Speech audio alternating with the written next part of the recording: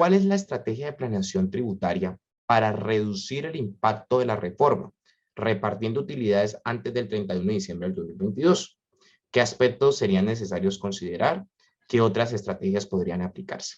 En cuanto a eso, mi criterio, y lo hemos venido discutiendo con abogados, con varias personas de los equipos de trabajo que tenemos, es la distribución de dividendos antes del 31 de diciembre del 2022 por varias razones, y es precisamente por el aumento proyectado al impuesto a los dividendos a partir del momento en que se apruebe la reforma tributaria.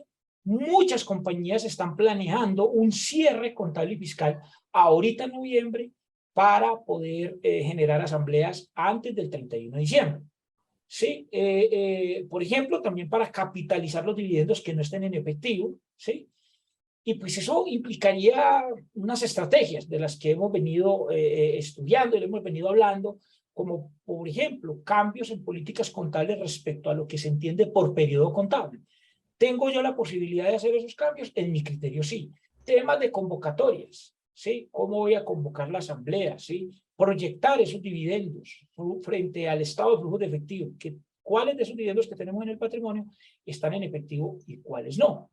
Hacía la pregunta también nuestro usuario sobre otro tipo de estrategias. Hemos venido hablando de posibilidades de escriturar ventas de activos antes del 31 de diciembre por el aumento a las ganancias ocasionales. Hay muchos casos donde, hombre, si yo pretendo vender un bien, estoy en una negociación y hay negocios importantes de ventas de bienes donde se están agilizando las escrituras públicas porque conforme al artículo 27 del Estatuto Tributario, el bien se entiende vendido en el momento en que se haga la escritura pública. Entonces se están haciendo mecanismos jurídicos también como acuerdos privados, como donde, por ejemplo, se puede hacer la escritura con unas cláusulas penales altas si el otro se arrepiente de la venta, y ventas a crédito, pero escriturando antes. Es decir, hay formas de hacerlo desde el punto de vista jurídico para que la venta esté realizada en este año y que sea antes de que se apruebe legalmente esta reforma tributaria.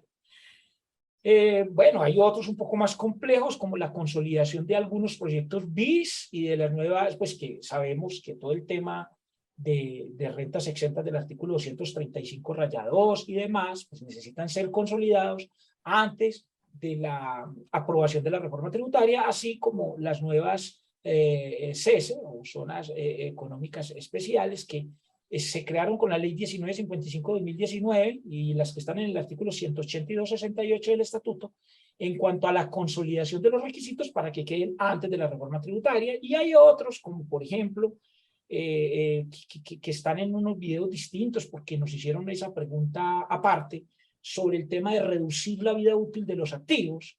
¿Por qué?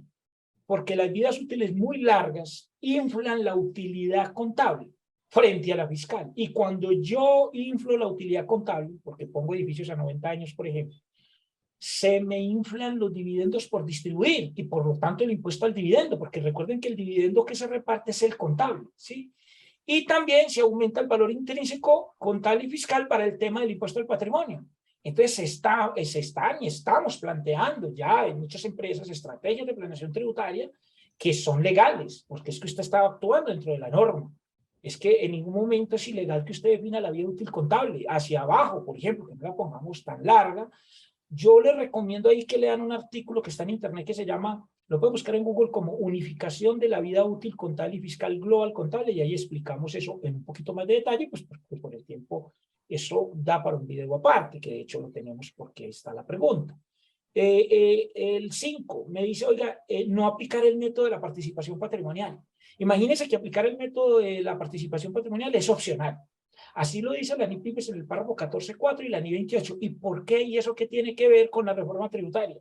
Mucho, porque recordemos que, bueno, y luego lo veremos, yo de todas maneras, estas diapositivas quedan allí en Global Contable, que es mi blog, globalcontable.com, y les dejo un ejercicio adicional allí, pero recordemos que el método de la participación patrimonial en Colombia es obligatorio únicamente para las empresas que tengan más del 50% del patrimonio, 50% del patrimonio de otra, porque así lo dijo la ley 222 del 95, en el artículo 35 y el decreto 2420 de 2015. ¿Pero qué tiene que ver eso con la reforma tributaria? Es que cuando yo aplico el método de la participación, yo reconozco anticipadamente los dividendos, es decir, yo inflo mis utilidades, ¿sí? Y a mí ni siquiera me han repartido esos dividendos porque muchas veces ni siquiera hay dinero en la otra compañía para repartirlos. Y si yo aplico el método de la participación siendo una entidad que tengo, por ejemplo, el 25, el 30, el 50% de otra, cuando yo llevo esos ingresos, nótese que esos ingresos no se graban tributariamente en la empresa, ¿sí? Pero sí le inflan el dividendo, igual que hablábamos con la depreciación, y al inflar el dividendo, ¿qué pasa? Genera un mayor impuesto en cabeza del socio, artículo 49 del estatuto. Y aparte de eso, genera un mayor valor intrínseco porque se traslada el patrimonio y eso lo que hace es generar un mayor impuesto al patrimonio para los socios personas naturales. Es decir, que nosotros tenemos que, desde la contabilidad de la empresa, hacer planeación tributaria de los socios. Un tema en el que he venido yo insistiendo hace tiempo sobre que nosotros apliquemos este tipo de estrategias. Ahora, muchos de estos se pueden aplicar de forma retroactiva, si no es una entidad matriz, porque como dijimos, y sobre todo si no se han repartido dividendos. Entonces, muchas veces tenemos unos dividendos inflados de periodos anteriores basados en que se ha venido aplicando el método de la participación, quizás sin siquiera estar obligado, porque así lo dice la NIPYME en el párrafo 14.4 y en la misma NI 28.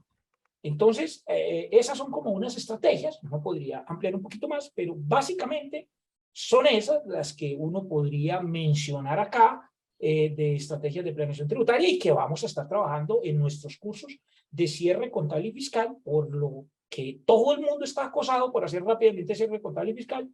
Yo lo dicto con varias entidades, entre ellas lo va a estar dictando con Actualícese. Todavía no lo hemos programado, pero váyanse preparando porque ahí estamos. También es un tema que estamos tratando en el grupo de estudios tributarios, que es los jueves de 7 a 9 de la noche. Usted entra a globalcontable.com y vamos a estar hablando, y hemos estado hablando de estas estrategias de planeación tributaria con la reforma, Cristian. Disfruta de nuestra programación semanal. Suscríbete a nuestro canal Actualícese Video